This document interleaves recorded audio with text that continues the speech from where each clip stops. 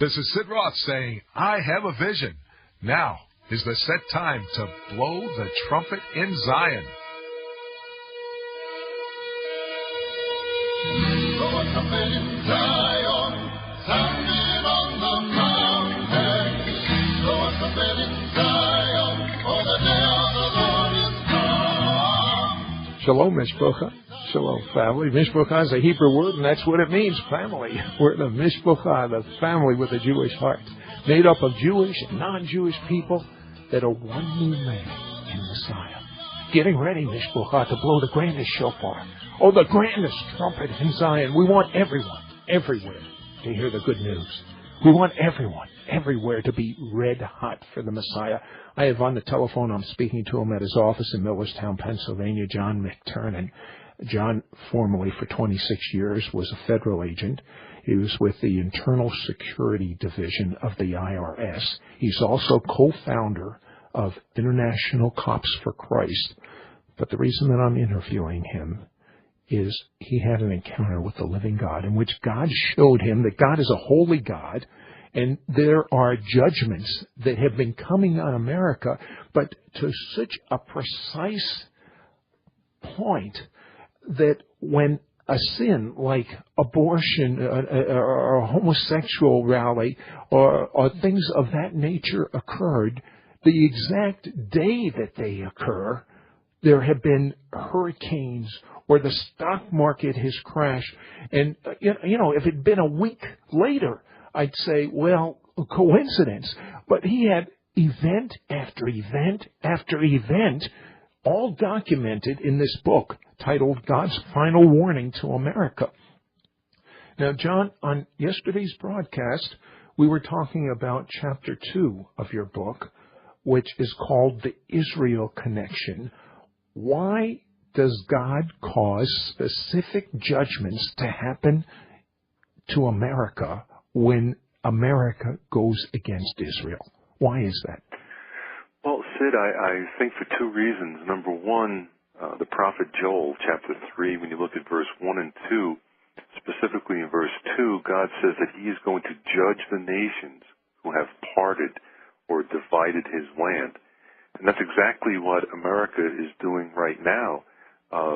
Through President Clinton, we are putting enormous pressure on Israel to literally give 1/3 of Jerusalem away, and the West Bank, which is Judea and Samaria, which the Jewish people have by covenant. It's a covenant with Abraham, Isaac, and Jacob. And in fact, circumcision, when you look at Genesis chapter 17, verses 7 through 10, there through verses up to verse 11, you'll see that God gave circumcision as the sign of that covenant, which is over the land, which the Jewish people keep that covenant till today. And then I also believe the United States is interfering with God's prophetic plan. God has a prophetic plan for our redemption, the final redemption of the nations through Israel and through Jerusalem, through the nation of Israel. And we are weakening Israel, and we are actually as an impediment towards God fulfilling that plan. And I believe in all my heart, Sid, that if it's necessary, God will remove us as a great world power so that he can continue with his prophetic plan for Israel. Okay, in your book and in yesterday's broadcast, you talked about something called the Madrid peace process when President Bush, the father of our current president, was in office. It began, I believe, October 31st, 1991. Tell me what occurred and what judgments happened literally the same day.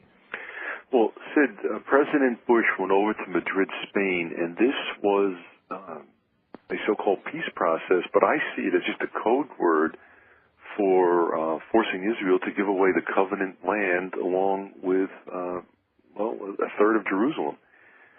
And on that very day, which you mentioned, October 31st, 1991, while President Bush was over in Madrid, Spain, this freakish storm developed in the North Atlantic. Now, why do you call it freakish storm? Well, because it turns out to be almost a hurricane. That it was to be a hurricane. A storm has to have sustained winds of 74 miles an hour or greater. And this storm, the winds were 73 miles an hour or greater. So it wasn't technically classified as a hurricane, but it developed in the end of October in the North Atlantic, which it's unheard of. And Sid, if you can picture this in your mind, the prevailing winds in our country are from west to east. Storms generally come from, we'll say, California to the East Coast, and sometimes they'll start in the west. They'll start like in, we'll say, the Gulf area, and they come up, but they go eastward. Do you have that pictured in your mind, Sid? I do. This storm started in the North Atlantic and came 1,000 miles the wrong way. It came westward rather than eastward. So here you have, in late October, a virtual hurricane forming, not in tropic waters, but in the cold North Atlantic. And if that isn't enough, the storm comes against the prevailing winds. Now, this happened at the precise moment that, we'll say, I want to make sure we got the right president now, that we have, I was going to say senior, but the former President George Bush, while he's over there initiating, he is personally initiating, the Madrid peace process was initiated by him. While he's speaking there, this bizarre storm is forming. And in fact, Sid, the storm was so odd and strange. Did you hear last summer or read the book by any chance called The Perfect Storm? No, but obviously I'm familiar with it. Okay, that's this storm. That's this storm, Sid, that they actually made a Hollywood movie about.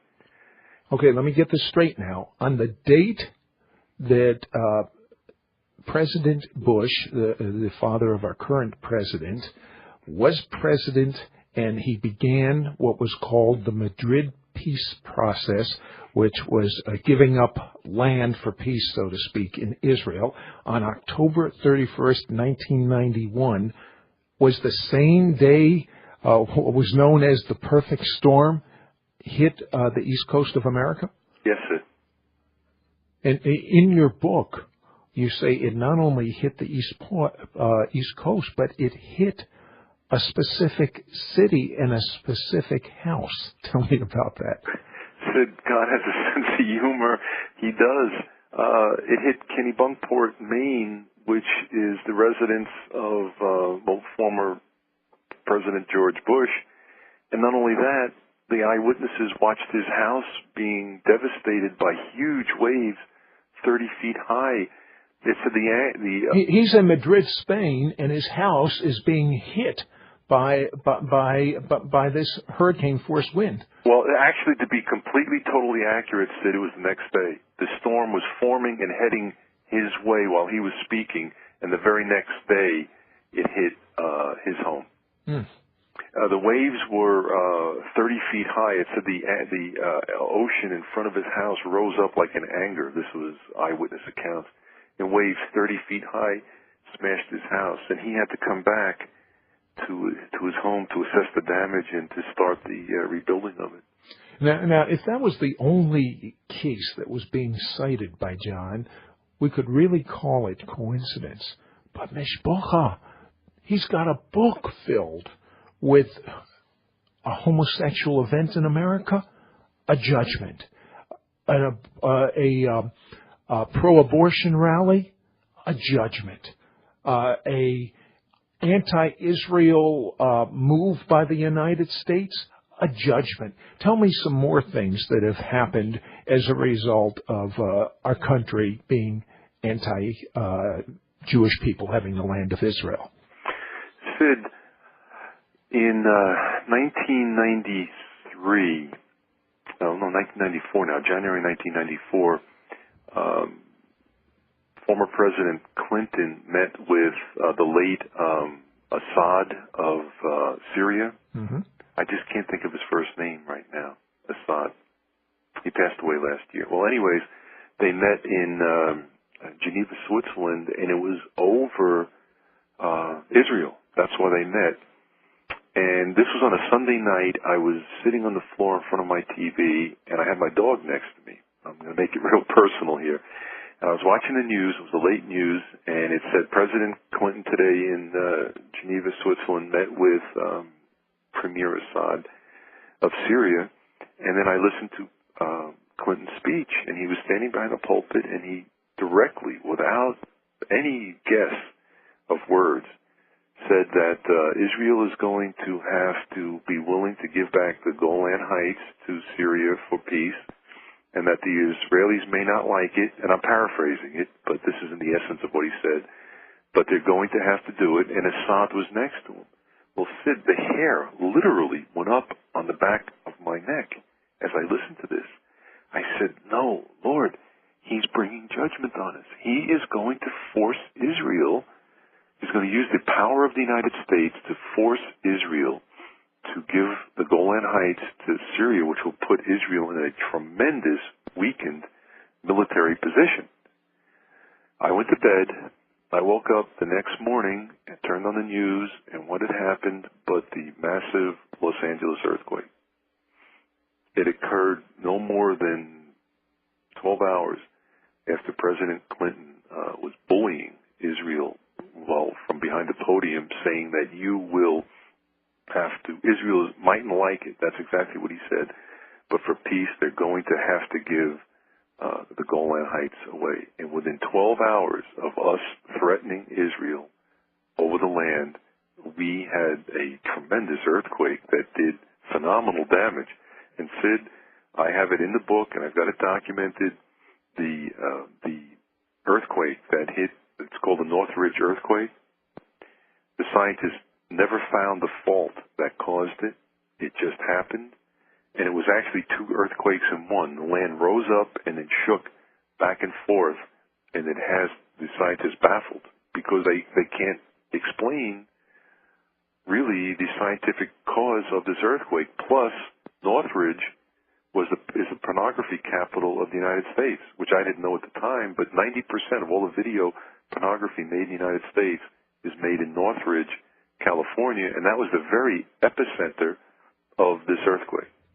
We don't have enough time to go into it on today's broadcast, John, but in your book, you document what occurred the exact day that President Clinton was humiliated internationally by an illicit sex scandal, and what he did there's such a correlation that I have to be candid with you. I'm reading the book and I'm saying to myself, the next time I hear about a big pro-abortion rally or a homosexual march, I may short the market. That means you bet that the stock market will go down because this has happened so much. You've got to get this book, Mishpocha. It's called God's Final Warning to America. It's $14 postage paid. As a believer, you will see such a correlation that I believe the fear of God is going to hit you and you will accomplish your destiny. The book's called God's Final Warning to America. $14 postage paid.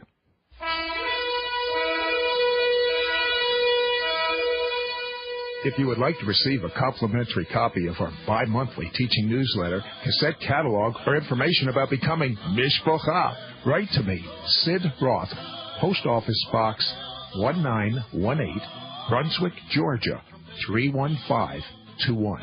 Or call our order-only line, 1-800-548-1918.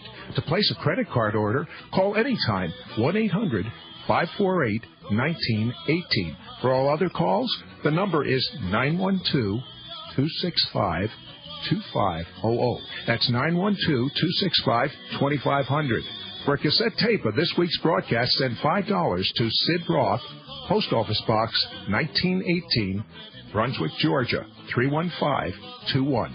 Look us up on the web, www.sidroth.org. That's www.sidroth.org.